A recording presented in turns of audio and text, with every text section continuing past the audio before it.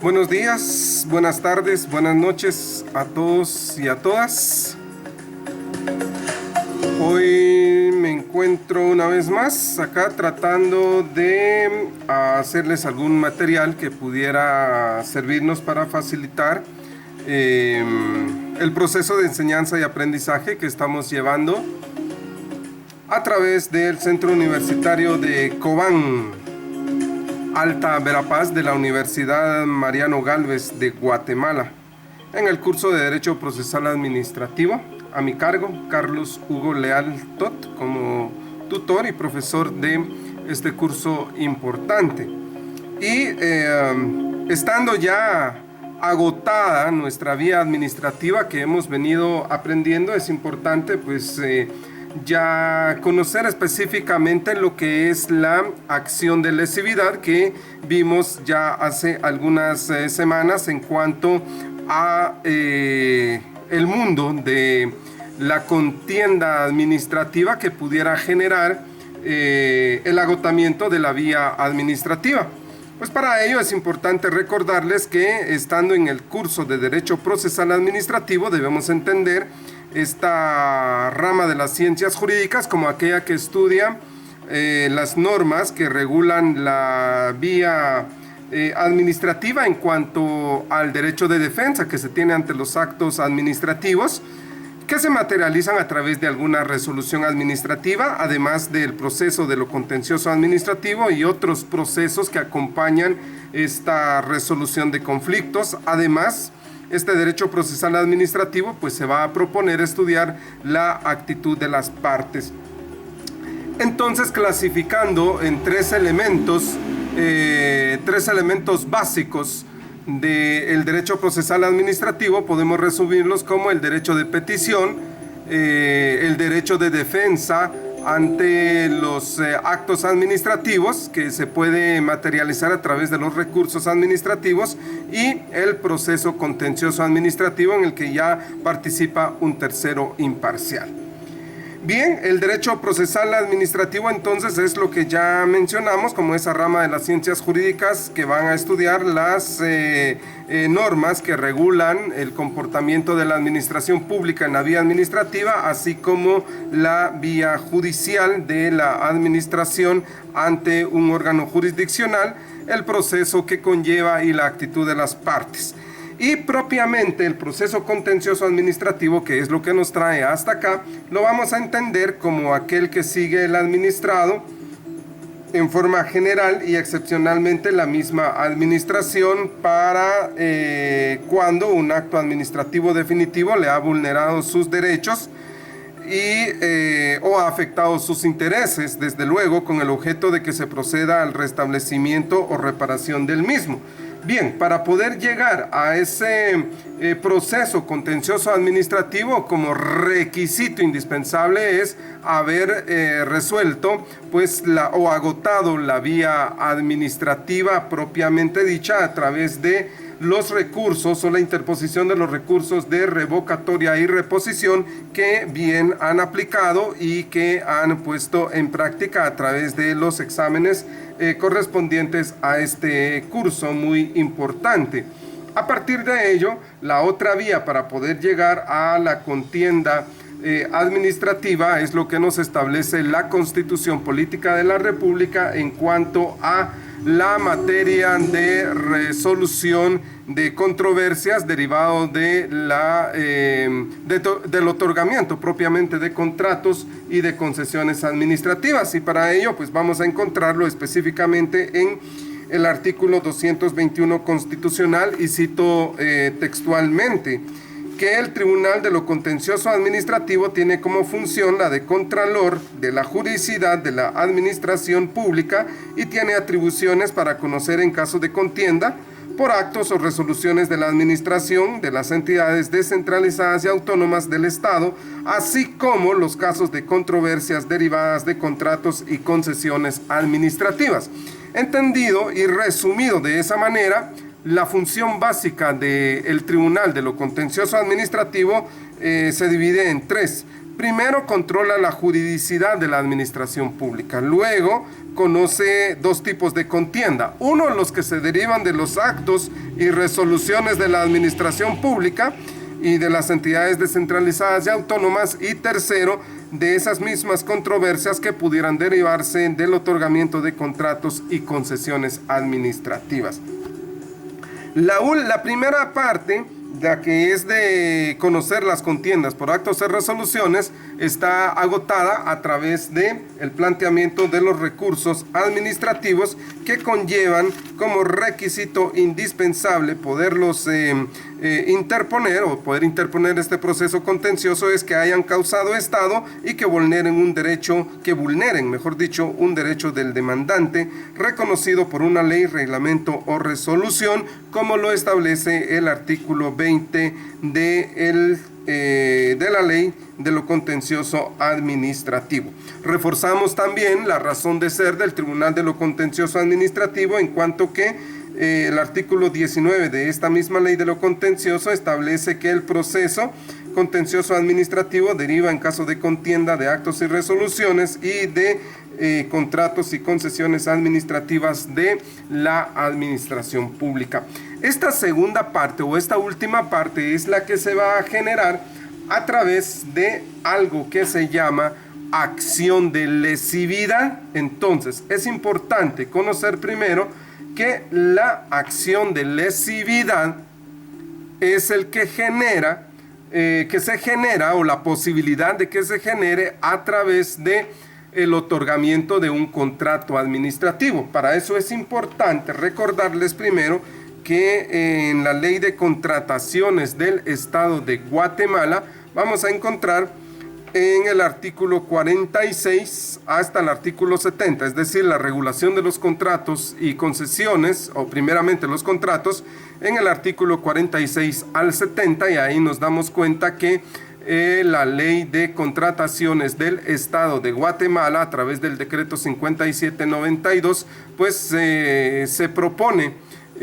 normar primeramente compras, ventas, contrataciones, arrendamientos o cualquier otra modalidad de adquisición pública que realicen los organismos de Estado, las entidades descentralizadas y autónomas. Recuerden que aquí podemos incluir a las municipalidades, también las entidades o empresas, cualquiera que sea su forma de organización, principalmente porque su capital mayoritariamente está conformado con aportaciones del Estado. Y desde luego las organizaciones no gubernamentales de cualquier entidad sin fines de lucro que reciba, administre, recuerden o ejecuten fondos públicos. Y también, aunque recuerden que acá hay una excepción de las organizaciones de padres de familia, los comités, consejos educativos y juntas escolares del Ministerio de Educación,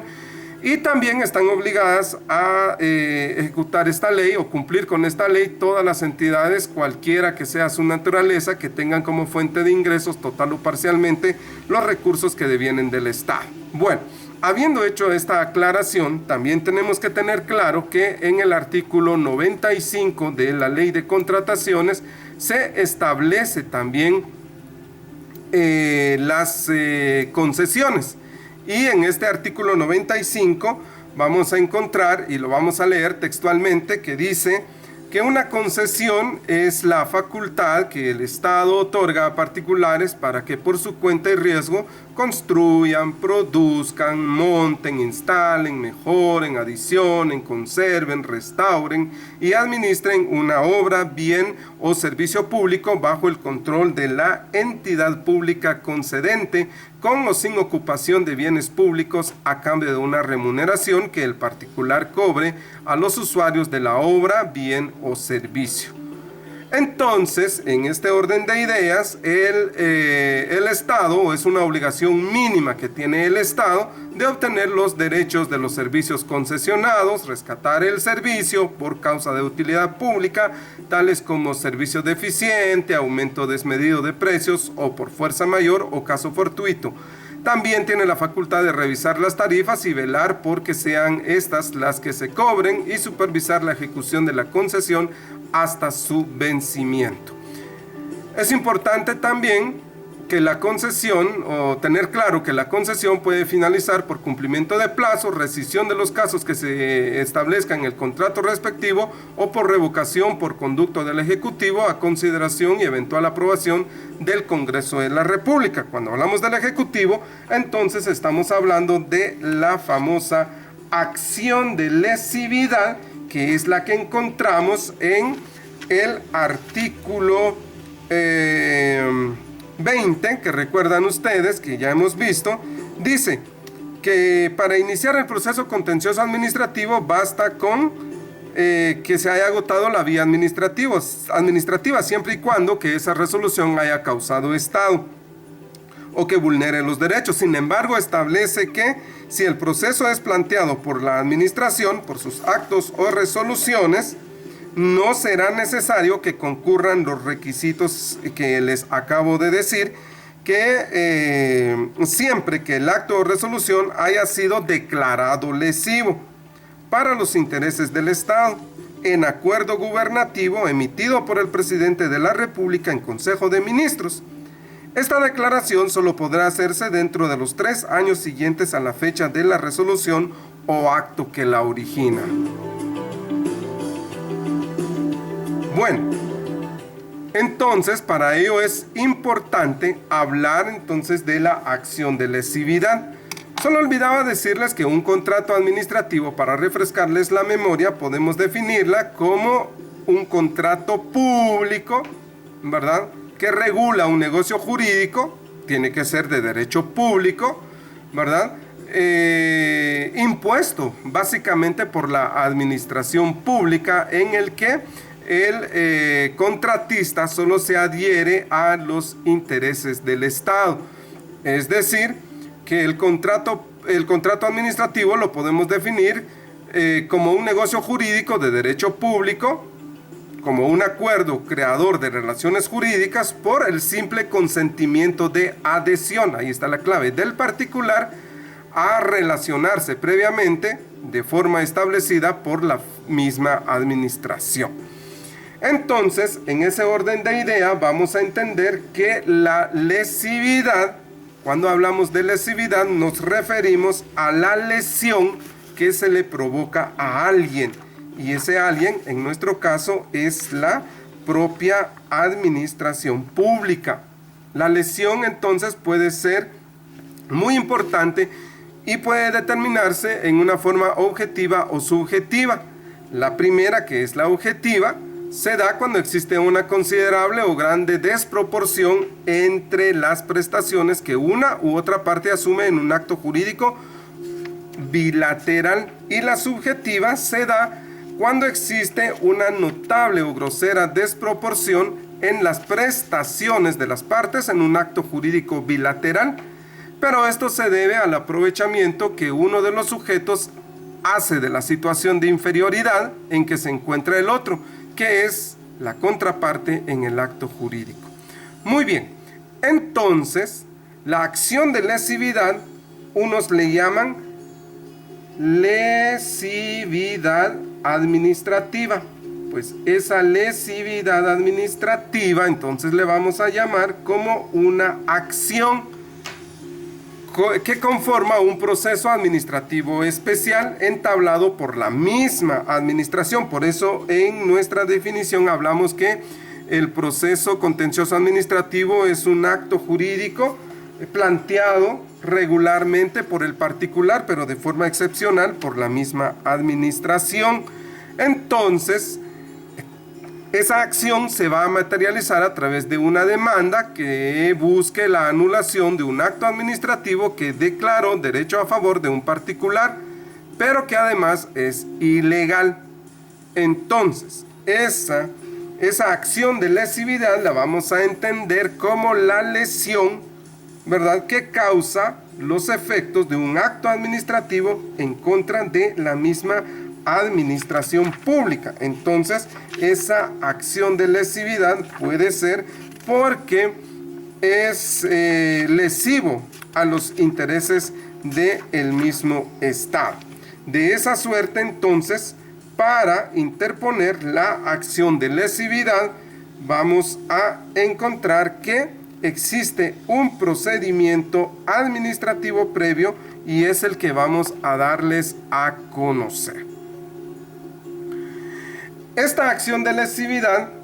tengo por acá el apunte, para declarar, o esta acción para declarar lesivo un contrato administrativo, puede iniciarla el mismo órgano administrativo.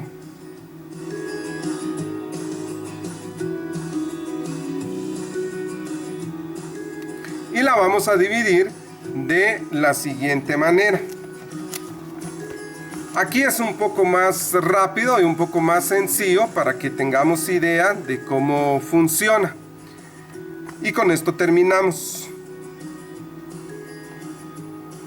La fase, entonces, la vamos a dividir en dos partes. Una fase de iniciación y una fase administrativa.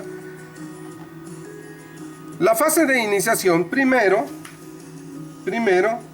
empieza o se da a través del inicio de la declaración que debe hacerse dentro de los 3 años siguientes, como dice la Ley de lo Contencioso Administrativo en el artículo 20. Bueno, primero entonces le vamos a poner iniciación en un plazo máximo de 3 años. Esa sería la primera parte, ¿sí? Muy bien. Ya en cualquiera de estos casos, dentro de los 3 años, tiene que mediar un dictamen.